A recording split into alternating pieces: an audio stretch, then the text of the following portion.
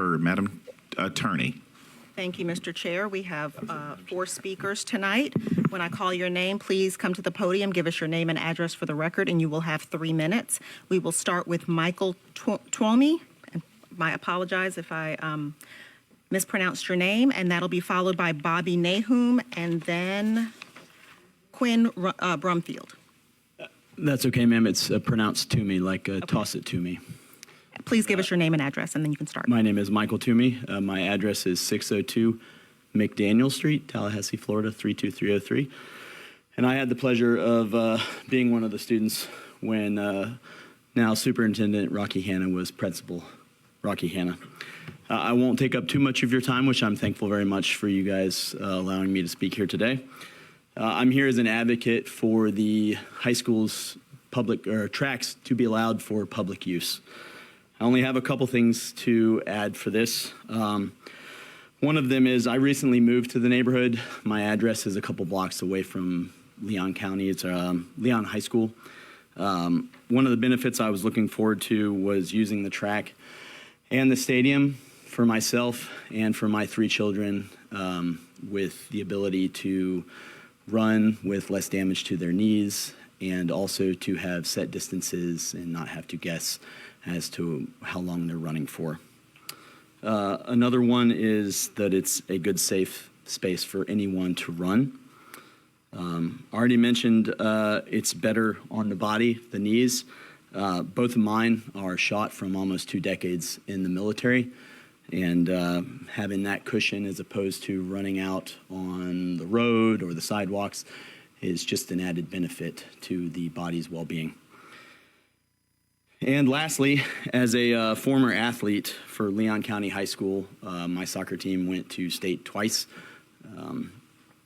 It was not a deterrent to have the track, the field, and the stadiums open to the public while I was there, and it was actually a benefit as I was able to use the track to practice on my sprints, stadiums on the stadium, and to have the occasional soccer practice outside of practice or play the occasional game of touch football.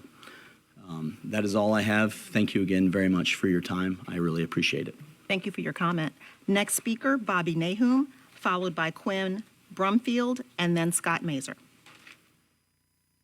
Name and address, you'll have 3 minutes. Bobby Nahum, East Call Street.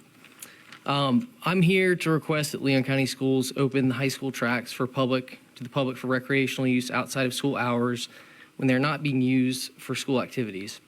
Our high school tracks are community assets built and maintained with taxpayer dollars. When they're not in use, they provide the opportunity for children, families, and residents to exercise, train, and develop healthy habits in a safe environment. One of the greatest benefits of opening the tracks would be the positive impact on future generations of student athletes. Successful athletic programs begin long before students enter into 9th grade. Young athletes develop through years of practice, conditioning, and access to quality facilities. If children have a safe place to run and condition and access to quality facilities from an early age, they will arrive at high school better prepared to compete. Opening our tracks would help kids develop speed, endurance, and discipline while creating a pipeline of better prepared athletes for Leon County schools. I understand the school board's responsibility to protect students, maintain facilities, and carefully consider liability. Fortunately, Florida law provides significant protections and promotes public use of school facilities. Florida Statutes 375-251 and Florida Statutes 768-28 both provide liability protections to the school districts if they choose to make their outdoor facilities, such as tracks, open for public use. In fact, these laws were created to encourage more public and private landowners, including school districts, to make recreational areas open for public use by reducing liability risk. Also, Florida Statutes 1013-101 encourages public access to school facilities for recreational use and encourages shared use agreements between school districts and local governments to accommodate public use or public access to these facilities. Leon County's own school policy, or Leon County Schools' own policy 7510, likewise supports public recreational use of the district facilities. And by keeping these tracks closed, the district is going against the spirit of its own policy. In the nearly 35 years of using the track at Leon, I can attest that people responsibly use the tracks, and damage to the tracks is extremely rare. The high school tracks were open to the public when I was in high school, and it never caused an issue with practices or games at Leon High School. A responsible path going forward is designated public hours, closures during practices and competitions, written rules, fencing, appropriate signage, and joint use agreement with the City of Tallahassee to help maintain the facilities as contemplated by Florida Statute 1013-101. Opening the tracks to the public is an opportunity to invest in our children, improve public health, strengthen relationships between the community and school district, and develop the student athletes who will represent Leon County schools in the future. I respectfully ask the board and the superintendent to consider adopting a policy that allows free Time. public access to all Thank you for your residents in Leon comment. County. Thank you. Next speaker, Quinn Brumfield, followed by Scott Mazer. Name and address, and you'll have 3 minutes. Okay, Quinn Brumfield, my address is 14875 Miccosukee Road. Okay, good evening, board members, superintendent, and district staff. I've already said my name. Current educator in Taylor County, and I reside here in Leon County. The father of 3 children who have been educated in Leon County schools, and one who is currently educated in Leon County schools, specifically Lincoln High School. Thank you for allowing me to speak tonight. My 2 oldest children, who are prior track athletes, now attend the University of Florida and the University of North Florida, majoring in biochemistry and mechanical engineering. My youngest daughter is an upcoming 10th grade scholar athlete at Lincoln High School, competing in cross country and track and field.